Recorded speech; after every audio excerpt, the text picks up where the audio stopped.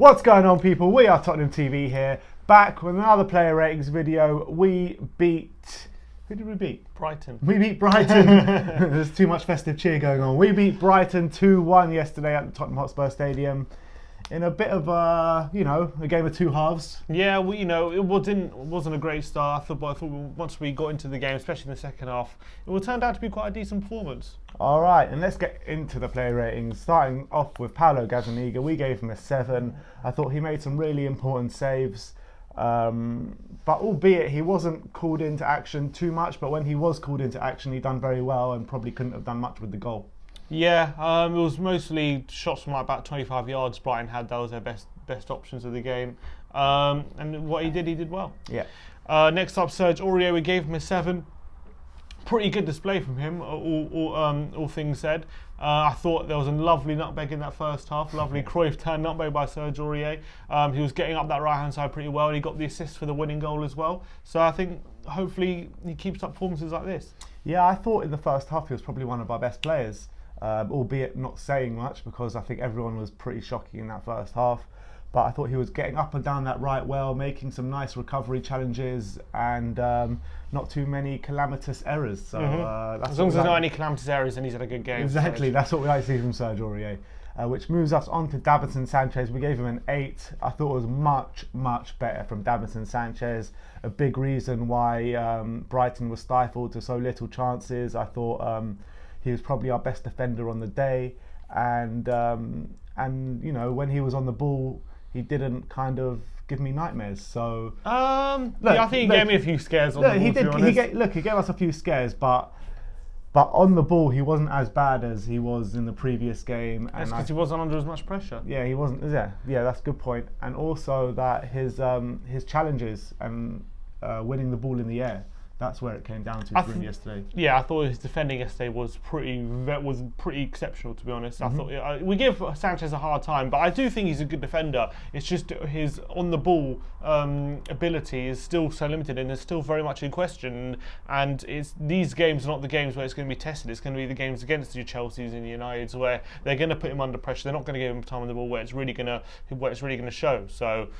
He played well, so give him credit. Exactly. All in all, it was a good performance from Davinson. And yeah, next up, Toby Alderweireld. We gave him a 7. I thought it was a solid display from Toby. As Jose said after the game, we had 3 centre-backs on 1 striker, and he didn't expect that to be the case before the game. So he changed up a bit in the second half. He gave more defensive responsibility to Toby and Sanchez, and they stepped up. I think they both stepped up pretty well. And I think Toby attempted a few long balls. A few of them came off, but I thought it was a pretty solid display.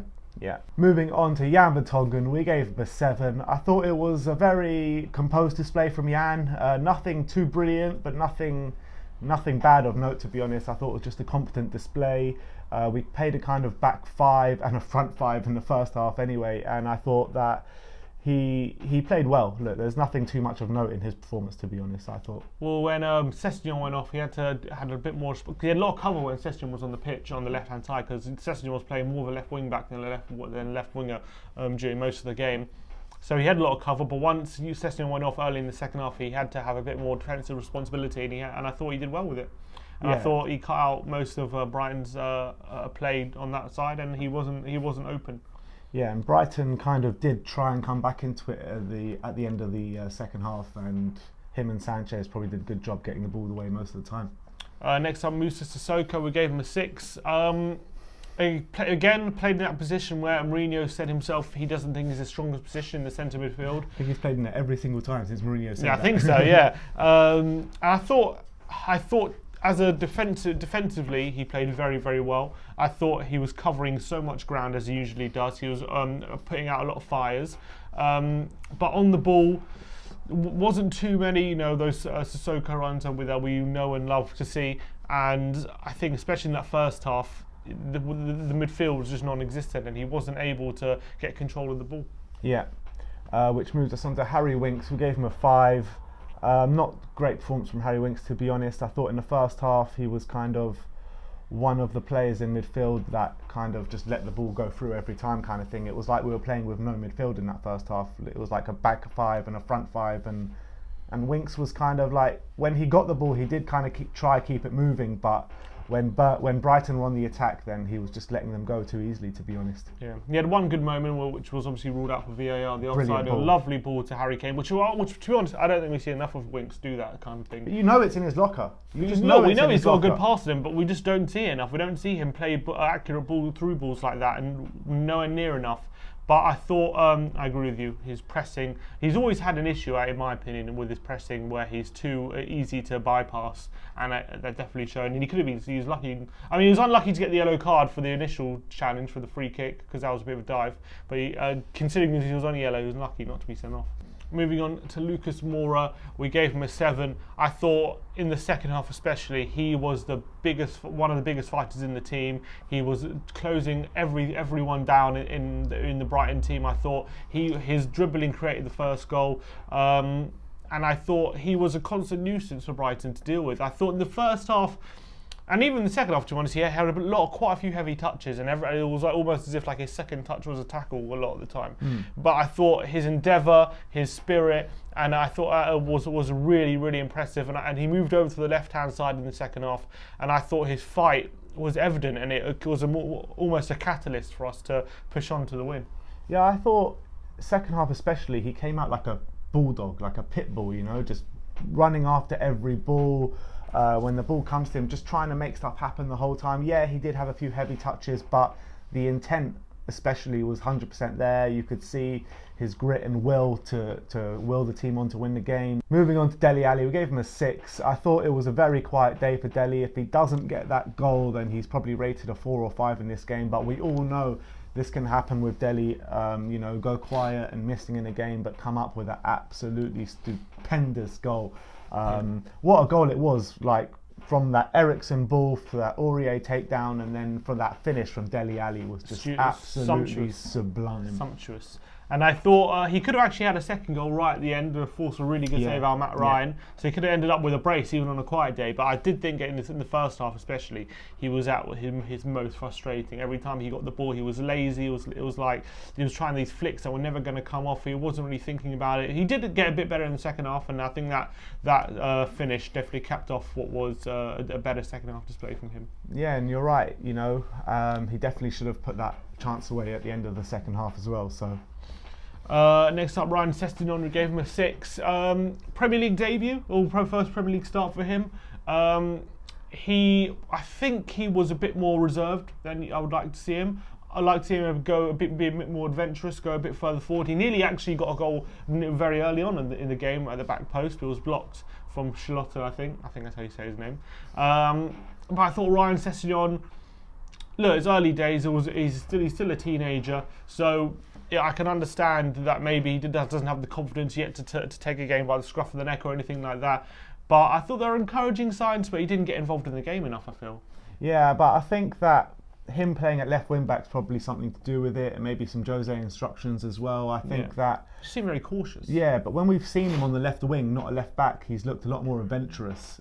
So I think that might be a case of it.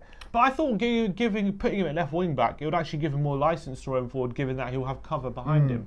So I thought that would surely it's got to be instructions from Jose or something. He did seem very far back. Yeah, exactly. A lot of the time. But when he did get forward, he did find himself in some good positions, especially in that first half, and probably could have nabbed himself. Well, he didn't even last an hour. So. Yeah, but probably could have nabbed himself a goal in the first half, but wasn't to be at the end. But look, I think that we need to give this guy an extended run in the team, and he's probably going to play the next 2 games with Sonny being out suspended. So let's see how he goes.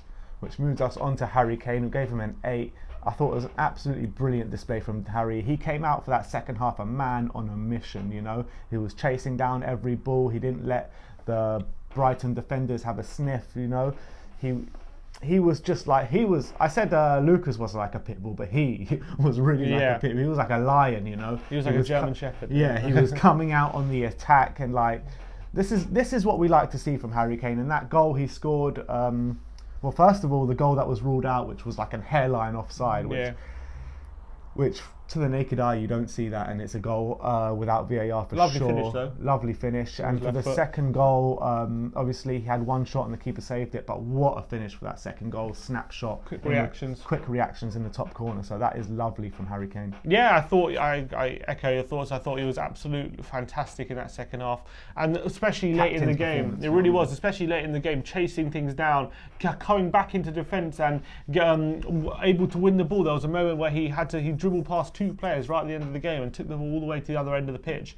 And I thought he was one of the main reasons why we ended up with the win at the end of the game. And he also nearly set up a goal for Dele. He was a lovely pass into Dele Alli right at the end that nearly set up a third goal. And these performances we love to see from Harry Kane when he's at his when he's just leading the team from the front like that. That's when Kane is at his best. And I don't think we've seen enough of that this season. No, I agree with you. And it's like those all-action performances, dropping deep, spraying the ball, getting shots off, you know, being a target man as well. He was all action yesterday. It was perfect, nearly a perfect performance. Yeah. And obviously, a quick mention on the substitutes. I thought Giovanni Lo Celso, brilliant. He came on after 55 minutes. I thought he was a big reason. Him and we'll go on to Eriksen later were a massive reason why we started to dominate the game and really started to actually penetrate their defence and look good on the ball. Looked like we had some passing movements going, some attacking movements, which we just didn't have in the first half. Yeah. And it was really nice to see, and it was like almost he contributed to a performance in the second half where we actually enjoyed watching the team. It wasn't just lumping it forward all the time. It was actually trying to play through Brighton, and I thought he came on the right hand side and he was able to get the ball on the ground, add some creativity in and around the box, and it was very encouraging. And I'm so happy that he put in a good performance, and maybe we'll start seeing some more minutes from him. Yeah, it's like if that doesn't stake a claim to like be in the team more often in the starting lineup, especially, then I don't know what is, because I thought he was absolutely brilliant when he came on. As soon as he came on, the dynamic of the team completely changed, and that's when we pretty much started playing well. And he was fighting as well. He was fighting as well. And every time he lost the ball, he would run back and win it back. That's just lovely performance from Giovanni Lo Celso.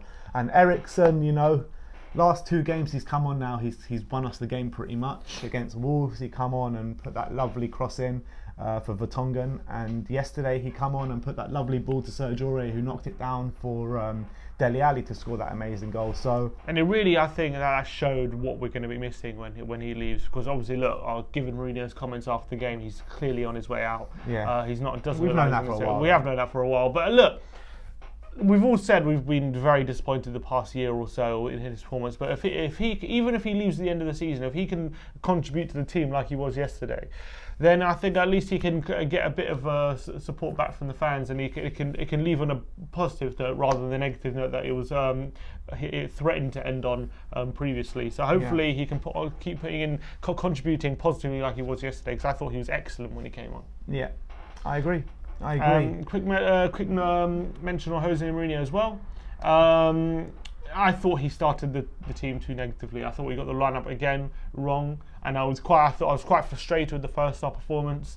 In my opinion, I thought when we have these creative players against teams like Brighton at home, we have to show some attacking intent. We have to be on the front foot, being able to break down these teams with a more attacking lineup. And I think when you've got technicians like Lo Celso on the bench, they should be starting these games. Yeah, I agree. I don't get why you're playing Brighton at home and starting 5 at the back and really, really defensive formation. And also, like, the way we play football, when we have this kind of formations, like 5 at the top, 5 at the back, and just pass the ball to Toby Alderweireld and lump it and hope for the best. This has happened in quite a few games under Jose Mourinho now, and we've got the players to get it on the ball and pass it round teams, so I don't understand why we're not doing it as often. But having said that, second half, he identified the problems. He brought Giovanni Lo Celso on, he brought Eriksen on, who both changed the game and pretty much won us the game. So credit where it's credit's due. Exactly. Yeah, he did change it up in a positive way, and it did end up getting the result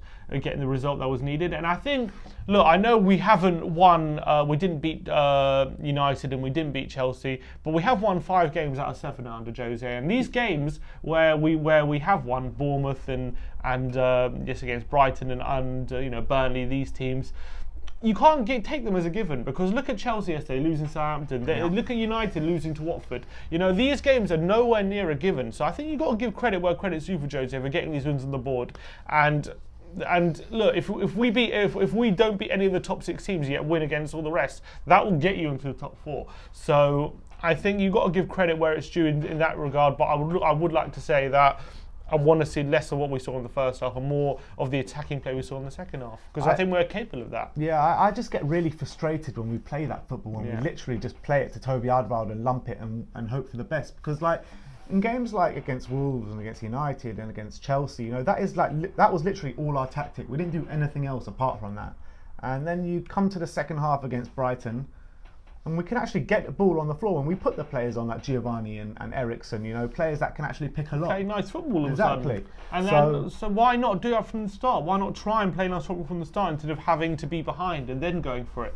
Look, we'll see. Look, it's only a short space of time since Jose's taken over, so we'll cut him some slack. He's getting the results so far, but I want him to have a bit more confidence in our attacking play, that he doesn't have to start with the back 5. I know we're leaky at the back, but I thought, you know, sometimes you can just outscore the opposition. Yeah.